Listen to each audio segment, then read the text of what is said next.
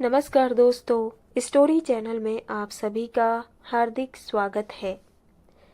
उम्र नहीं बल्कि हौसला मायने रखता है। बुढ़ापा अंत नहीं, असल जीवन की शुरुआत होती है। जीवन के प्रति सोच बदल देगी यह कहानी। आइए सुनते हैं आज की हमारी कहानी, जिसका नाम है उम्र नहीं हौसला मायने रखता है। आज सुबह सुबह जब सुगंधा जी उठी तो हर बार की तरह उन्होंने रसोई में जाकर चाय बनाई। यह उनकी एक पुरानी आदत थी। हर सुबह वह अपनी और अपने पति के लिए चाय बनाती और आवाज लगाती, आ जाइए, चाय बन गई है। फिर बालकनी में बैठकर दोनों जन बातचीत करते हुए चाय पिया करते। लेकिन आज चाय एक कप ही बनाई थी। चाय लेकर सुगंधा जी बालकनी में आ ही रही थी कि उनकी नज़र सामने दीवार पर टंगी हंसमुख जी की तस्वीर पर पड़ी तो दिल में एक तीखा सा दर्द उठा। तस्वीर पर माला चढ़ी हुई थी। वह माला मानो 20 दिन पहले ही घटी उस घटना का मौन प्रतीक थी, जिसने सुगंधा जी को अंदर तक तोड़कर रख दिया था। सुगंधा जी की आंखों से आंसू बहने लगे। उन आंखों में कितना दर्द छुपा हुआ था, इसे कोई नहीं समझ सकता था। तस्वीर की ओर देखते हुए वह बोली, कितना ख्याल रखते थे आप मेरी हर जरूरत का, फिर क्यों अचानक मुझे अकेले छोड़कर अनंत यात्रा पर चले गए। सुगंधा जी सरकारी स्कूल से रिटायर 65 वर्षीय महिला हैं। नौकरी के दौरान वह सोचा करती थी कि रिटायरमेंट के बाद वह अपने पति और दोनों बेटों के साथ सुखी जिंदगी गुजारेगी। रिटायर होंगी तो सिर्फ नौकरी से, जिंदगी से नहीं। जीवन जीने का जज्बा वहीं कायम रहेगा। पर कौन जानता था कि जिंदगी आगे क्या रंग दिखाने वाली है। उम्र के इस पड़ाव पर आकर नितांत अकेली रह गई थी सुगंधा जी। अब इस उम्र में किसी सहारे की तलाश थी। क्या करती। अपने जिन बेटों से कभी सहारे की उम्मीद की थी, वह तो कब के अपने माँ बाप को भुलाकर बहुत दूर जा चुके थे, अपनी नई दुनिया बसाने। सुगंधा जी के जीवन में एक अजीब सा खालीपन था, एक दर्द जो सिर्फ वही महसूस कर सकती थी। कुर्सी पर बैठे बैठे सुगंधा जी मायूस सी हो गई और उन्हें पुरानी यादों ने घेर लिया। इस बार घर में कभी एक ऐसा वक्त भी हुआ करता था जब घर का हर कोना उनके भरे पूरे परिवार की खुशियों और हंसी ठहाकों का गवाह हुआ करता था। हंसमुख जी बाहर से घर लौटते तो दूर से ही सुगंधा जी को आवाज देते, अरे विशाल की माँ, कहाँ हो तुम, एक गिलास पानी ला दो। और सुगंधा जी रसोई घर से पानी का गिलास लाते हुए मुस्कुराते हुए कहती, यह लीजिए राज के पिताजी। इस बात पर दोनों खिलखिलाकर हंसते थे। सुगंधा जी अपने छोटे बेटे राज से ज्यादा लाड़ करती थी और हंसमुख जी अपने बड़े बेटे विशाल से ज्यादा लगाव रखते थे। इसीलिए सुगंधा जी उन्हें राज के पिता कहकर बुलाती थी। हालांकि सच्चाई तो यह थी कि माँ बाप की अपने दोनों बेटों में जान बसी थी। बस उन्हें तो एक दूसरे को इस तरह संबोधित करके छेड़ने में बड़ा मजा आता था और धीरे धीरे उनकी यही आदत बन गई। उनके दोनों बेटे विशाल और राज में केवल 3 वर्षों का अंतर था। अपने बेटों को उन्होंने अच्छी शिक्षा दी थी, अच्छा पालन पोषण दिया। अब केवल एक कर्तव्य निभाना बाकी था, उनके लिए अच्छे करियर का चुनाव करना और उनका घर बसाना। वह चाहते थे कि उनका बड़ा बेटा उनका कारोबार संभाले, लेकिन विशाल को उनके कारोबार में कुछ खास दिलचस्पी नहीं थी। वह विदेश में नौकरी करना चाहता था जो उसके अच्छे भविष्य और सफल जीवन की गारंटी बने। वह जिंदगी में तरक्की हासिल करना चाहता था, आगे बढ़ना चाहता था। और एक दिन उसने अपने पिता को अपनी इच्छा भी बता दी। सुनते ही हंसमुख जी परेशान हो गए, लेकिन बेटा फिर हमारी दुकान कौन संभालेगा। मैंने तो सोचा था बेटे बड़े हो जाएंगे तो उनके बल पर हमारा व्यापार उन्नति करेगा। और बेटा, नौकरी तो नौकरी होती है, नौकरी करके तो तुम सिर्फ कुछ हजार रुपये ही कमाओगे, जबकि अपना व्यापार आगे बढ़ाएं तो हम लाखों रुपये हर महीने कमा सकते हैं। लेकिन पिताजी, अगर यही सब कुछ करना था तो हमें इतना पढ़ाने लिखाने की क्या जरूरत थी। और जहाँ तक रही दुकान संभालने की बात, तो वह काम तो कोई अनपढ़ भी कर सकता है। मैंने तो सोच लिया है, अब विदेश जाकर वहाँ अच्छी सी नौकरी हासिल करके वहीं पर सेटल हो जाऊंगा। मेरी बात समझने की कोशिश करो बेटा। पढ़ाई लिखाई इसीलिए करवाई जाती है ताकि इंसान किसी काम को सलीके और समझदारी से कर सके। नई तकनीक और तजुर्बे से जिंदगी बेहतर बनाई जा सके। अपना व्यापार संभालना अनपढ़ लोगों का काम नहीं होता, और ना ही पढ़ाई लिखाई सिर्फ नौकरी के लिए ही की जाती है। भागदौड़ करने के लिए हमारे पास बरकत है। मैं तो तुम्हें सारा हिसाब किताब संभालने को कह रहा हूँ। और बेटा, अगर यह व्यापार पसंद नहीं है तो बेशक कोई दूसरा बिजनेस शुरू कर लो, और यदि बिजनेस नहीं करना तो नौकरी करने से भी मुझे कोई ऐतराज नहीं है। लेकिन कम से कम अपने देश में तो रहो, अपने माता पिता की आंखों के सामने। कहते हुए हसमुख जी ने उसे समझाने की कोशिश की, लेकिन विशाल नहीं माना। तो उसके छोटे भाई राज ने कहा, यह तुम कैसी बातें कर रहे हो भाई? माँ बाप ने हमें जन्म दिया, हमें पाल पोस कर बड़ा करने में अपना जीवन लगा दिया, तो आप उन्हीं को छोड़कर जाने की बात कर रहे हो? लेकिन विशाल ने उल्टा उसका ही मजाक बनाते हुए कहा, तुम्हें तो माँ पिताजी की उंगली थाम कर चलने की आदत है। तुम जैसे लोग जिंदगी में कभी कामयाब नहीं हो सकते। दुनिया कहाँ से कहाँ पहुँच गई और तुम वहीं कुएं के मेढक बनकर रहना चाहते हो। लेकिन मैं तुम जैसा नहीं हूँ जो माँ बाप के दामन से चिपका रहूं। विशाल किसी की कोई भी बात सुनने को तैयार नहीं था, तो माँ बाप ने भी खामोश रहना ही उचित समझा। बड़ी कोशिशों के बाद आखिरकार विशाल ने वीजा हासिल कर लिया और एक दिन जहाज पर बैठकर अमेरिका चला गया। दौलत की चकाचौंध में ना तो उसे बूढ़े माँ होते हुए अपने माँ बाप नजर आ रहे थे और ना ही अपनी जिम्मेदारी का एहसास हो रहा था। बेटे के यूं चले जाने से सुगंधा जी को बहुत दुख हुआ, तो हसमुख जी समझाते हुए बोले, कोई बात नहीं सुगंधा, आजकल की नई पीढ़ी शायद अपने हिसाब से जीना चाहती है। तो सुगंधा जी ने कहा, लेकिन माँ बाप तो अपनी औलाद के लिए सारे फर्ज अदा करते हैं, जी जान से मेहनत करते हैं, अपनी जिंदगी का हर लम्हा अपने बच्चों के फ्यूचर की सोच में गुजार देते हैं। औलाद के पैदा होने से लेकर उसके जवान होने तक वह उसकी हर जरूरत और ख्वाहिश का ख्याल रखते हैं। फिर क्यों औलाद अपने भविष्य और मनचाही जिंदगी के अलावा और कुछ सोच नहीं पाती? कहते हुए सुगंधा जी की आवाज रुआंसी हो गई। तो हसमुख जी बोले, चिंता मत करो सुगंधा, विशाल को जैसा जीना है उसे जीने दो। हमारे पास छोटा बेटा राज है ना। राज बचपन से ही कुछ शर्मीले स्वभाव का था। वह अपने बड़े भाई से बिल्कुल विपरीत था। उसे अब तक अपने माँ बाप की उंगली थाम कर चलने की आदत थी। बड़े बेटे विशाल के चले जाने के बाद हसमुख जी को अब उसी से ही उम्मीद थी। कम से कम वह विशाल की तरह स्वार्थी तो नहीं था। अपने बड़े भाई के विदेश जाने के बाद राज ने अपने माँ बाप का हाथ थाम कर कहा था कि अपने माता पिता को छोड़ने के बदले अगर कोई मुझे पूरे जमाने की दौलत भी दे देगा तो भी मैं आपको छोड़कर कहीं नहीं जाऊंगा। लेकिन रूपाली शायद जमाने भर की दौलत से भी ज्यादा उसे मनमोहक लगी। जब उससे मिला तो उसके रूप के जाल में कुछ इस कदर फंस गया कि अपने माँ बाप को ही भुला बैठा।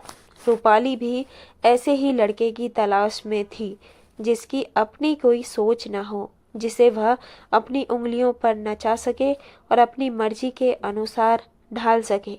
उसके लिए वह एक परफेक्ट हस्बैंड मटेरियल था। उसका सोचना था कि अगर पति हाँ में हाँ मिलाने वाला हो तो पत्नी ज्यादा खुश रहती है। रूपाली अमीर और मॉडर्न परिवार से संबंध रखती थी, तो भाइयों की इकलौती बहन थी और पिता की इकलौती बेटी। उसके बचपन में ही उसकी माँ का देहांत हो चुका था। पिता का करोड़ों का बिजनेस था, बहुत से शहरों में उनकी बिजनेस की शाखाएं फैली हुई थी। इसके मुकाबले राज के पिता का कारोबार तो कुछ भी नहीं था। कॉलेज के आधे से ज्यादा लड़के रूपाली पर फिदा थे। ऐसे में राज को लगता था जैसे रूपाली ने उसे पसंद करके उस पर कोई एहसान किया हो। रोजाना की तरह कॉलेज की कैंटीन में बैठकर कोल्ड ड्रिंक पीते वक्त रूपाली ने कहा, राज तुम अपने माता पिता को हमारे घर कब भेज रहे हो? मेरे पापा तुम्हारे घर वालों से मिलना चाहते हैं।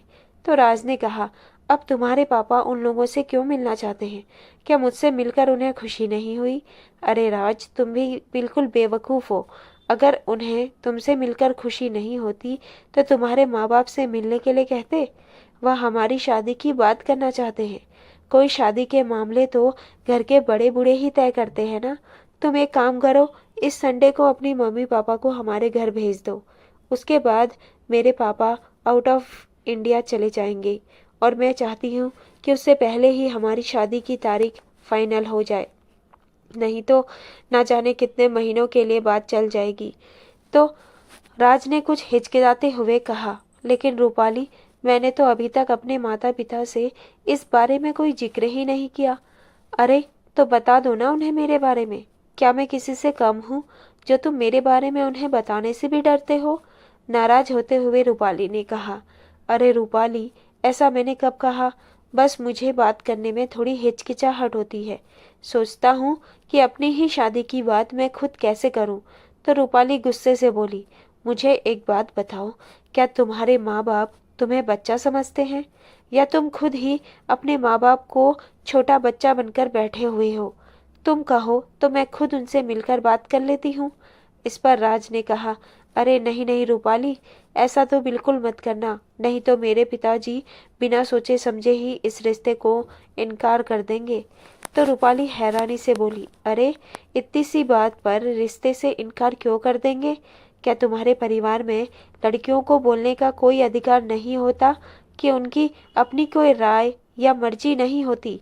तो रूपाली की बात सुनकर राज हड़बड़ा गया। उसे समझ नहीं आ रहा था कि रूपाली को वह कैसे समझाए। ऐसी बात नहीं है रूपाली, लेकिन हमारे परिवार में ऐसी लड़कियों को भी पसंद नहीं किया जाता जो होने वाले ससुराल में खुद जाकर अपने रिश्ते की बात करने लगे। शादी के ब्याह के बाद जरा सलीके और तरीके से होनी चाहिए। अच्छा, तो तुम्हारा मतलब क्या है कि तुम्हारे परिवार वाले पुराने ख्यालों के दकियानूसी लोग हैं? ऐसा नहीं है रूपाली, वह इतने भी पुराने ख्यालों के नहीं हैं कि अपने बेटे की पसंद का ख्याल ना रखें। वह मुझसे प्यार करते हैं। राज, शादी से पहले ही यह बात स्पष्ट हो जाए तो अच्छा है। मैं ऐसे घुटे हुए माहौल में हरगिज नहीं रह सकती। यह बात सुनकर राज हैरान रह गया। वह किसी भी कीमत पर रूपाली को खोना नहीं चाहता था। घुटे हुए माहौल से तुम्हारा क्या मतलब है रूपाली? तुम्हें तो पता है राज, मैं बहुत आजाद ख्यालों की मॉडर्न लड़की हूँ। मेरे पापा भी आधुनिक विचार रखते हैं। उन्होंने कभी मुझ पर कोई बंदिश नहीं लगाई। मेरे भाई भी अपनी मर्जी के मालिक हैं। यहाँ तक कि मेरे पापा भी क्लब जाते हैं, दोस्तों के साथ ड्रिंक करते हैं। इतने खुले माहौल से निकलकर मैं तुम्हारे दकियानूसी घर वालों के साथ उस घुटन भरे माहौल में कैसे एडजस्ट कर पाऊंगी? और तुम भी मुझे जानते हो ना, मेरा वहाँ गुजारा हरगिज नहीं होगा। यह तुम क्या कह रही हो रूपाली? तुम जानती हो मैं तुम्हारे बिना नहीं रह सकता, और तुम शादी करने से इनकार कर रही हो। अरे नहीं राज, मैं तुमसे शादी करने को इनकार नहीं कर रही, बल्कि तुम्हारे माता पिता के साथ रहने से इनकार कर रही हूँ। मैं तो यह कहना चाहती हूँ कि शादी के बाद तुम हमारे साथ रहो। राज परेशान हो गया और बोला, नहीं रूपाली, अपने माँ बाप को छोड़कर मैं कैसे तुम्हारे साथ रह सकता हूँ? राज, तुम तो ऐसे कह रही हो जैसे तुम्हारे माँ बाप कोई छोटे बच्चे हैं जो तुम्हारे बिना नहीं रह सकते। जब तुम्हारा बड़ा भाई उन्हें छोड़कर जा सकता है तो तुम्हारे जाने से कौन सा आसमान टूट पड़ेगा? वैसे भी पापा ने फैसला किया है कि कंपनी की अमेरिका वाली ब्रांच वह तुम्हारे हवाले कर देंगे, फिर हम वहीं शिफ्ट हो जाएंगे। लेकिन रूपाली, अपने माता पिता के प्रति भी मेरे को जिम्मेदारी बनती है। मैं विदेश चला जाऊंगा तो वह बेचारे तो अकेले रह जाएंगे। अरे अकेले क्यों रह जाएंगे? क्या उनके यहाँ रिश्तेदारी नहीं है? सबसे मिलते जुलते रहेंगे। वैसे भी जब बच्चे बड़े हो जाते हैं तो माँ बाप को उन्हें अपने पल्लू से बांधकर नहीं रखना चाहिए। उन्हें अपने मन मुताबिक जीने देना चाहिए। रूपाली ने अपनी बातों से राज को विश्वास में ले लिया। अब राज को भी लगने लगा था कि रूपाली जो कह रही है उसमें कोई बुराई नहीं है। रात को जब वह घर पहुंचा तो उसने हिम्मत जुटाकर अपने माँ पिताजी को रूपाली के बारे में बता दिया और साथ ही साथ बाकी सारी बातें बता दी। सुगंधा जी और हंसमुख जी राज के मुंह से यह बातें सुनकर जैसे सन्न रह गए थे। अपने छोटे बेटे से तो कम से कम उन्हें यह उम्मीद नहीं थी। पिता ने थके हुए स्वर में कहा, तुम क्या चाहते हो राज बेटा? क्या तुम भी हमें छोड़कर जाना चाहते हो? तो राज ने सिर झुकाते हुए धीमे से कहा, हाँ पिताजी, मैं रूपाली के साथ अमेरिका जाकर उसके पापा का बिजनेस संभालूंगा। फिर गहरी सांस लेते हुए हंसमुख जी ने कहा, तुम जा सकते हो राज। यह आप क्या कह रहे हैं जी? सुगंधा जी ने भरी आंखों से देखते हुए कहा। तो हंसमुख जी भरे गले से बोले, ठीक ही तो है, चिड़िया के बच्चे भी जब बड़े हो जाते हैं तो वह बंधन में रहना पसंद नहीं करते। वह तो केवल अपनी आज़ादी की उड़ान भरना चाहते हैं। घोंसलों में तो वे तब तक रहते हैं जब तक खुद उड़ने लायक नहीं हो जाते। हमारा बच्चा भी बड़ा हो गया है। कहते कहते उनकी आंखों से आंसू टपकने लगे। यह सुनकर राज की खुशी का ठिकाना न रहा। उसने फोन करके रूपाली को सारी बात बताई और कुछ ही दिनों के भीतर रूपाली से शादी कर ली। रात की दुल्हन बनकर रूपाली अपने ससुराल में तो आई, परंतु केवल रस्म निभाने के लिए। उसके बाद वह अपने मायके वापस चली गई, पर अकेले नहीं, राज को साथ लेकर। कुछ दिन यूं ही बीते। अब हंसमुख जी की तबीयत खराब रहने लगी थी। अकेली दुकान का काम संभालना अब उनके बस की बात नहीं रह गई थी। इसलिए उन्होंने अपनी दुकान बेच दी और कुछ दिनों के बाद राज भी अपनी पत्नी और ससुराल वालों के साथ अमेरिका शिफ्ट हो गया। सुगंधा जी और हंसमुख जी की आखिरी उम्मीद भी अब टूट चुकी थी। अगले दिन अपने दिल पर पत्थर रखकर उन्होंने बेटों के वियोग को भी सहन कर लिया था, या शायद सहन करने का दिखावा कर रहे थे।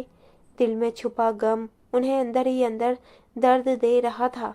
जिस घर में कभी हंसी खुशी और चहल पहल थी, अब वहाँ वीरानी छाई हुई थी। घर के बड़े बड़े कमरे, लंबे चौड़े बरामदे, खूबसूरत खिड़कियाँ और झरोखे अब जैसे काटने को दौड़ते थे। घर की रौनक तो वहाँ रहने वाले लोगों से ही होती है, वरना तो एक पत्थर के मकान भी खंडहर से लगने लगते हैं। बैठे बैठे दोनों पति पत्नी एक दूसरे से बात करके दिल का हालचाल बांटने भी लगते, तो अतीत की गलियारों में भटकते भटकते दूर पहुंच जाते। घूम फिरकर बच्चों की ही बातें करने लगते और फिर उनकी याद में आंसुओं से अपना चेहरा भी भिगो देते। हालांकि उनकी भरपूर कोशिश रहती थी कि अपने बेटों की यादों से खुद को दूर रखें, क्योंकि ऐसा करने से दुख के अलावा उन्हें कुछ हासिल नहीं होता था।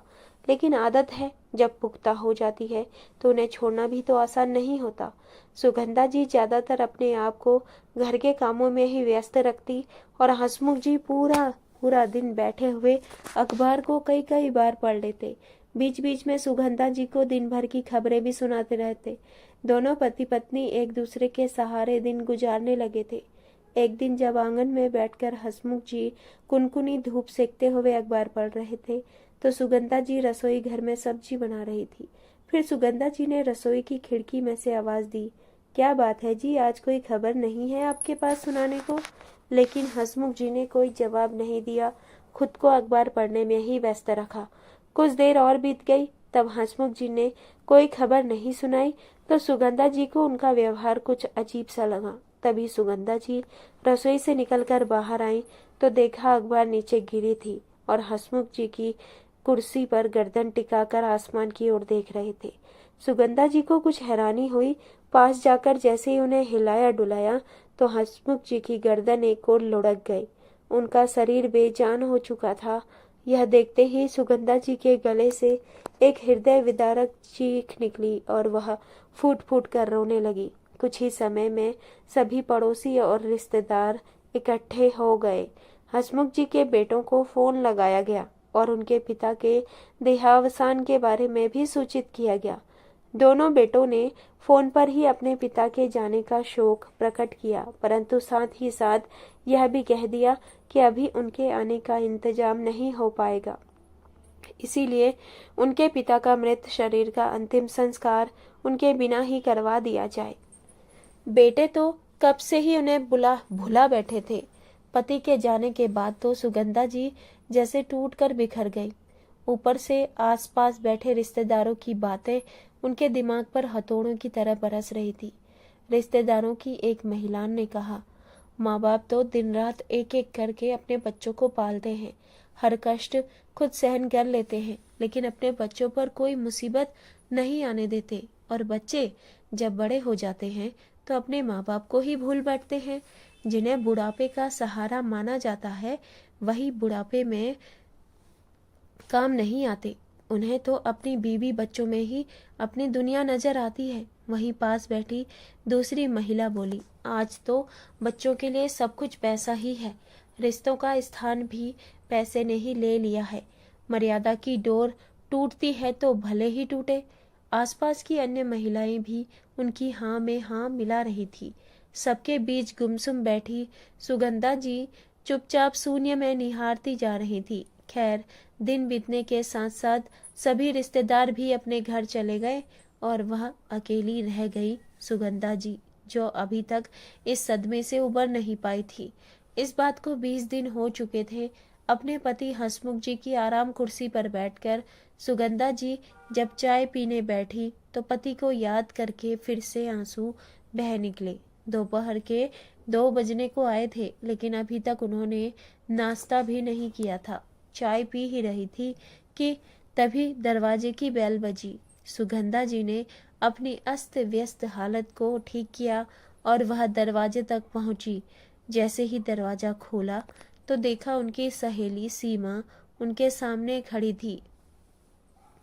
सीमा सुगंधा जी की बचपन की सहेली थी। दोनों का एक दूसरे के साथ बहुत लगाव था।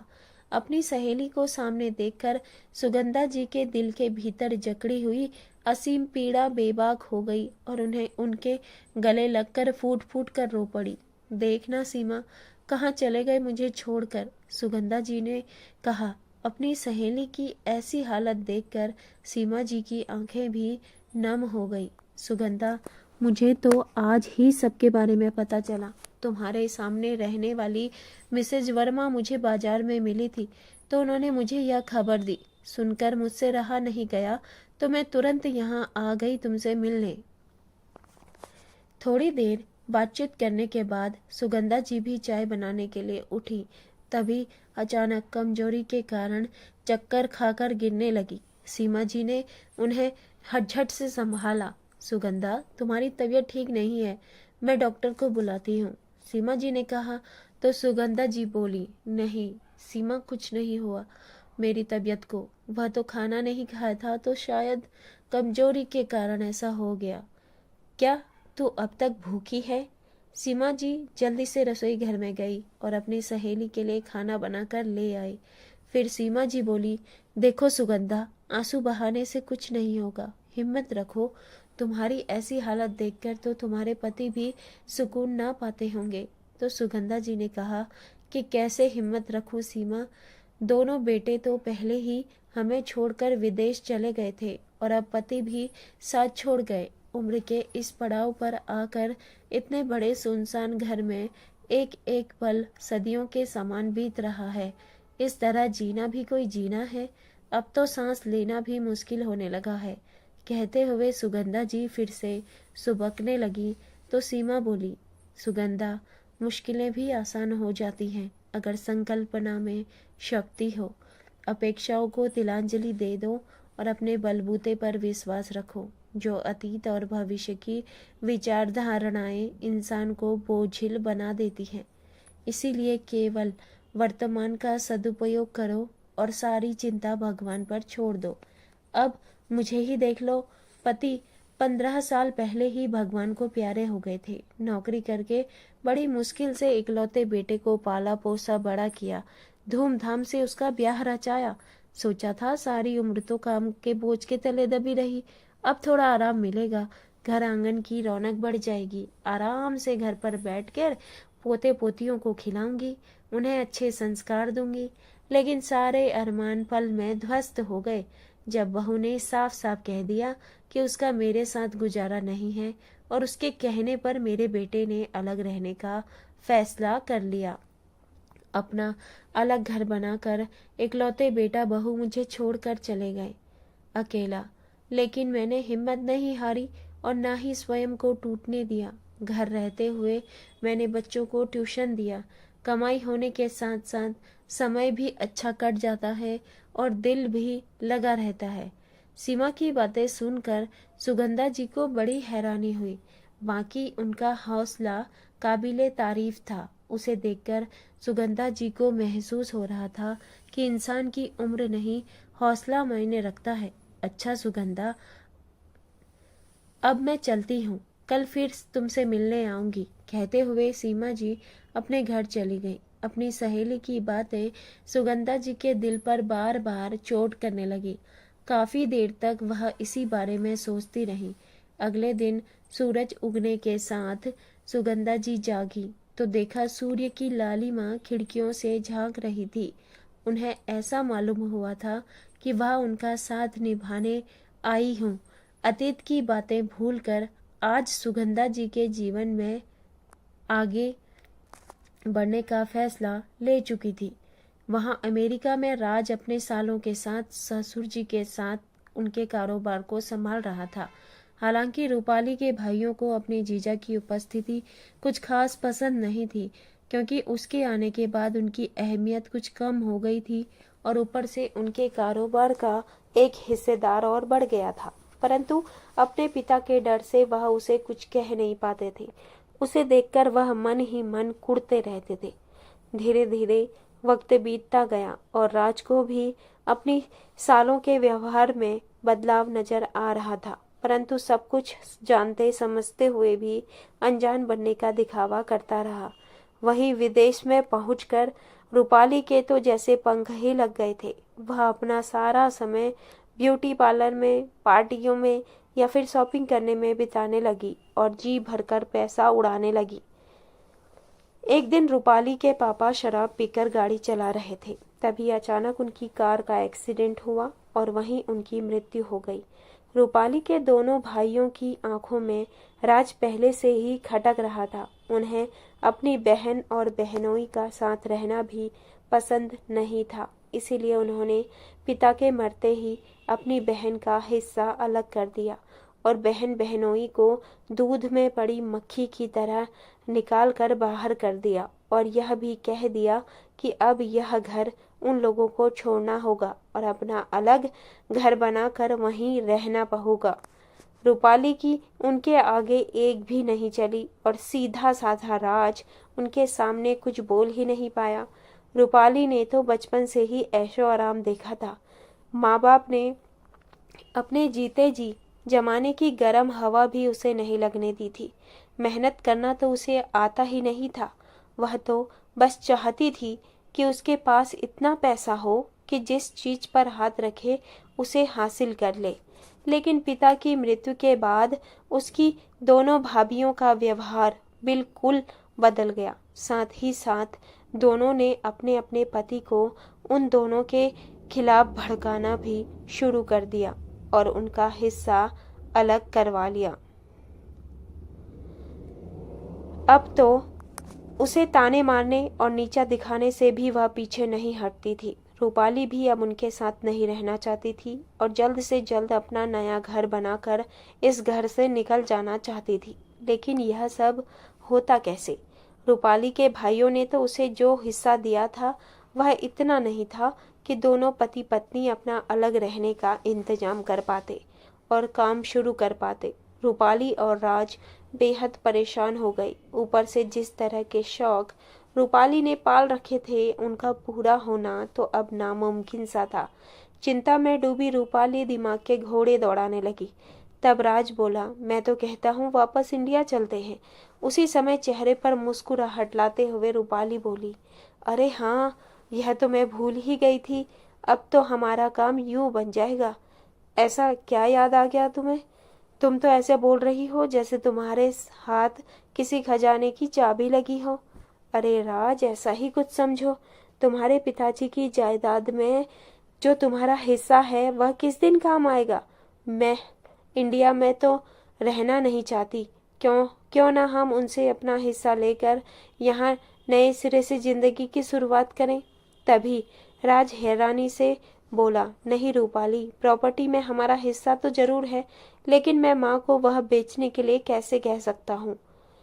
लेकिन राज, यह भी तो सोचो, हमारे पास कोई और रास्ता नहीं है। एक ही रास्ता है रूपाली, क्यों ना हम दोनों यहीं रहकर नौकरी करना शुरू करें। और जहाँ तक रही घर का इंतजाम करने की बात, तो वह तो हम किराए के घर पर भी रह सकते हैं ना। देखो राज, नौकरी करना मेरे बस की तो बात है नहीं, और सिर्फ तुम्हारी नौकरी करने से हमारे खर्चे पूरे होने से रहे। अगर तुम डॉक्टर या फिर इंजीनियर होते तो बात और थी। और वैसे भी मेरे भाई भाभीियों ने जिस तरह से जलील करके हमें घर से निकाल जाने को कहा है, अब तो मुझे भी उन्हें दिखाना है कि हम उनके सहारे के बिना भी आराम की जिंदगी जी सकते हैं।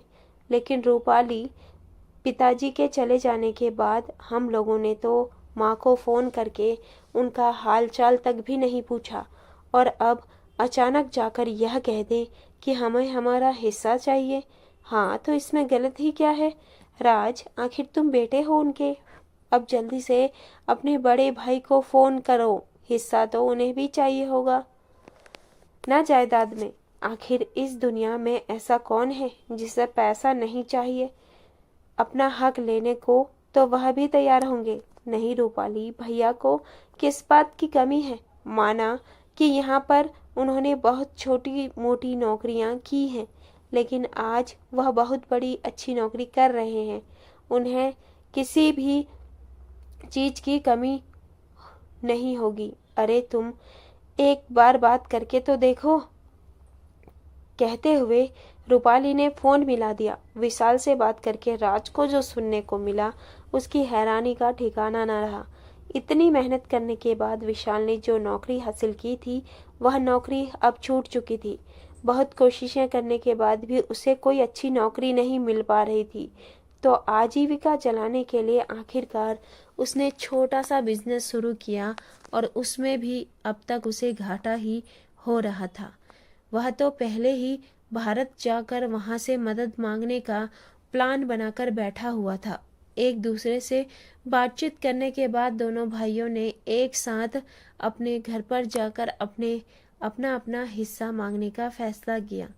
आज विशाल पूरे 8 साल के बाद और राज पूरे 6 साल के बाद अपने घर वापस लौट रहा था।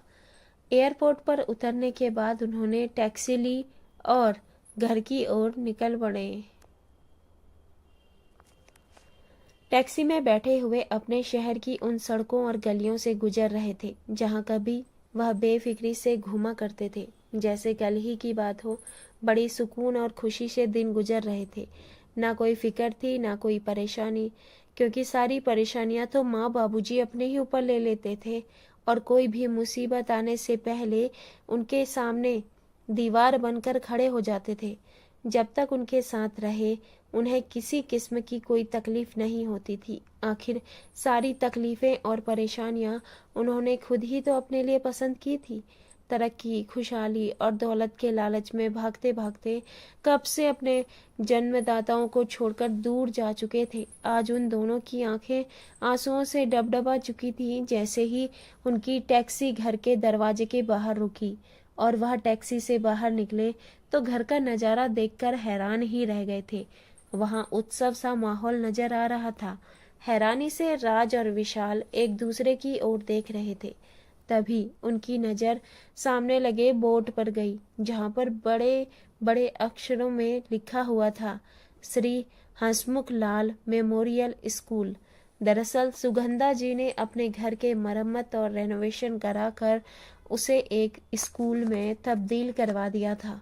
आज के जमाने में जहां विद्यालय शिक्षा का मंदिर न होकर मात्र एक व्यापार बनकर रह गए हैं, वहीं सुगंधा जी ने अपनी सहेली सीमा के साथ मिलकर एक ऐसे विद्यालय का निर्माण किया जहां बहुत कम फीस ली जाती थी और गरीब लोगों के लिए मुफ्त में शिक्षा उपलब्ध कराई जाती थी और साथ ही साथ एक समय का खाना भी उपलब्ध कराया जाता था। समय बीतने के साथ जब अन्य लोगों और समाज सेवी संस्थाओं को भी यह बात पता चली कि वह गरीब लोगों को पढ़ाने का काम करते हैं, तो वे उनकी मदद के लिए आगे आए और धीरे धीरे विजय का कारवां बढ़ता गया। स्कूल के लिए ट्रस्ट भी बनवाया गया और स्कूल शुरू होने के 2 साल बाद साथ वाली बिल्डिंग खरीद कर उसे भी स्कूल में तब शामिल कर दिया गया। आज उनके उसी स्कूल का सालाना फंक्शन था, जहां चीफ गेस्ट के तौर पर शहर के मेयर उपस्थित थे। आज उनके स्कूल की गिनती शहर के नामी स्कूलों में होती थी। अब तो उनके प्राइमरी स्कूल को हाई स्कूल बनाने की भी मंजूरी मिल गई थी। इसीलिए आज सुगंधा जी बहुत खुश थी। स्कूल का फंक्शन बहुत कामयाब रहा था। स्कूल के वार्षिकोत्सव के बाद सुगंधा जी अभी फुर्सत से बैठी थी कि अचानक अपने सामने दोनों बेटों को देखकर उन्हें अपनी आंखों पर यकीन नहीं हुआ। सोचने लगी कि कहीं यह उनकी आंखों का धोखा तो नहीं। तभी दोनों बेटों ने उनके पास आकर उनके चरण स्पर्श किए तो उन्हें यकीन हुआ कि सच में उनके बेटे उनके सामने खड़े हैं। आंखों से छलकते हुए आंसुओं के कारण दोनों बेटों के चेहरे उन्हें धुंधले नजर आने लगे। फिर खुद को संभालते हुए उन्होंने अपने आंसू साफ किए और बोली, लगता है आज रास्ता भटक गए तुम दोनों, वरना आज तक अपनी माँ की याद भी नहीं आई तुम्हें। इतना भी क्या व्यस्त हो गए थे कि पिता की मृत्यु के समय भी तुम्हें आने की फुर्सत नहीं मिली। नजरें झुकाए हुए दोनों बेटे अपनी माँ की बातें सुनते जा रहे थे। कुछ देर के लिए सन्नाटा छा गया। फिर सुगंधा जी बोली, खैर यह बताओ कैसे हो तुम लोग। तो विशाल बोला, हम अच्छे हैं, आप कैसी हो। हाँ बेटा, मैं भी बिल्कुल ठीक हूँ। एक समय था जब टूटकर बिखर गई थी तुम्हारी माँ, लेकिन खुद को संभालना सीख लिया है मैंने। तुम बैठो, मैं तुम्हारे लिए खाने पीने का इंतजाम करवाती हूँ। कहकर सुगंधा जी वहां से उठी और रसोई घर में जाते हुए अपने नौकर को आवाज लगाने लगी। इधर राज और विशाल अभी तक सदमे में थे। उन्होंने तो सोचा था कि पुराने समय का बना उनका घर अब खंडहर का रूप ले चुका होगा, जिसे बेचकर वह अपनी रकम लेकर वहां से निकल जाएंगे। लेकिन वहां तो 3 मंजिला इमारत खड़ी हुई थी, जहां एक प्राइमरी स्कूल बड़ी शान से चल रहा था। यह सब देखकर विशाल बोला, राज, हम लोगों के मंसूबों पर तो पानी फिर गया। कभी सोचा भी नहीं था कि हमारी माँ ऐसा भी कुछ कर सकती हैं। अब हम किस मुंह से उनके घर में हिस्सा मांगेंगे। तो राज ने कहा, मांगना तो पड़ेगा। रूपाली ने तो यहाँ से एक अच्छी खासी रकम की आस लगाकर बैठी है। अगर पैसा लेकर ना गया तो मुझे कच्चा चबा जाएगी। हाँ राज, पैसों की जरूरत तो मुझे भी है। देखा जाए तो बच्चे कितने भी बड़े क्यों ना हो जाएं, लेकिन अपनी माँ के सामने तो बच्चे ही रहेंगे। मकान में ना सही, कम से कम दुकान का हिस्सा तो हमें मिल ही जाएगा। थोड़ी देर में सुगंधा जी ने खाना लगवा दिया और सबने एक साथ बैठकर खाना खाया। खाना खाते हुए भी राज और विशाल गहरी उलझन में थे। सुगंधा जी यह सब नोटिस कर रहे थे, लेकिन कुछ बोली नहीं। माँ, आपसे कुछ बात करनी थी। खाना खाने के बाद विशाल ने कहा तो सुगंधा जी बोली, मैं जानती हूँ बेटा तुम्हें मुझसे क्या बात करनी है, लेकिन बेटा जिस चीज के लिए तुम यहाँ आए हो ना, वह तो तुम्हें नहीं मिल पाएगी। दोनों बेटों ने हैरानी से अपनी माँ की ओर देखा तो सुगंधा जी बोली, तुम्हारी माँ हूँ मैं, बचपन से तुम्हारी रग रग से वाकिफ हूँ। क्या मैं नहीं जानती कि तुम्हें अपना हिस्सा मांगने आए हो। यह सुनकर राज के माथे से पसीने की बूंदें टपकने लगी। लेकिन बेटा, अब ना तो इस मकान में तुम्हारा कोई हिस्सा है, ना ही तुम्हारे पिता की दुकान में। दुकान तो हमने उसी समय बेच दी थी जब तुम्हारे पिता बीमार रहने लगे थे। क्योंकि उनके इलाज के लिए हमें पैसों की ज़रूरत थी और जितना पैसा बचा था उसे मैंने यह घर रिपेयर करवा लिया और अपना स्कूल खोल लिया। अब यह इमारत मैंने स्कूल के ट्रस्ट के नाम कर दी है ताकि मेरे इस दुनिया के चले जाने के बाद भी स्कूल इसी तरह कायम रहे। लेकिन माँ, आपको क्या ज़रूरत थी यह करने की? विशाल ने तिल मिलाते हुए पूछा। तो सुगंधा जी ने कहा, बेटा, मेरे जीवन में रुपया पैसा ना तो कल मायने रखता था और ना ही आज रखता है। मेरी तो बस यही ख्वाहिश थी कि हमारा घर हमारे बच्चों के अस्तित्व से रोशन रहे। अब जिनके लिए इतना बड़ा घर बनाया था वह तो विदेश जाकर बस गए थे। ऊपर से तुम्हारे बाबूजी के जाने के बाद अकेलेपन की मार सहना मेरे लिए बहुत मुश्किल हो गया था। खाली घर काटने को दौड़ता था तो सोचा क्यों ना लोगों की मदद करके कुछ पुण्य कमा लिया जाए, समाज सेवा भी हो जाएगी और जिंदगी को भी मायने मिल जाएंगे। और देखो, मैंने एक कदम आगे बढ़ाया तो ईश्वर ने भी मेरा साथ दिया। आजकल समय कैसे बीत जाता है पता ही नहीं चलता। अकेलापन मेरे आसपास भी नहीं भटकता। और वैसे भी बेटा, यह बात तो मैंने तुम लोगों से ही सुनी है ना कि जब बच्चे बड़े हो जाते हैं तो उन्हें उनकी जिंदगी जीने देनी चाहिए, अपने पल्लू से बांध कर नहीं रखना चाहिए। बस तुम्हारी बातों पर ही अमल किया है मैंने। मैडम, आपसे कोई मिलने आया है, चपड़ासी ने आकर कहा। तो सुगंधा जी बोली, ठीक है, उन्हें ऑफिस में बैठने को कहो, मैं आती हूँ। अच्छा बेटा, मुझे थोड़ा काम है, मैं निपटा कर आती हूँ, तब तक तुम आराम करो, कहकर सुगंधा जी वहां से चले गई। माँ का जवाब सुनकर विशाल और राज का दिल अवसाद से घनीभूत हो गया। अगले दिन वह दोनों अपने जैसा मुंह लेकर वापस अमेरिका चले गए। तो दोस्तों, आपको यह कहानी कैसी लगी? लाइक और कमेंट करके ज़रूर से बताइएगा और साथ ही हमारे चैनल को सब्सक्राइब करना बिल्कुल भी नहीं भूलना। मिलते हैं एक नई कहानी के साथ, नए विचारों के साथ। तब तक के लिए आप स्वस्थ रहिए। धन्यवाद।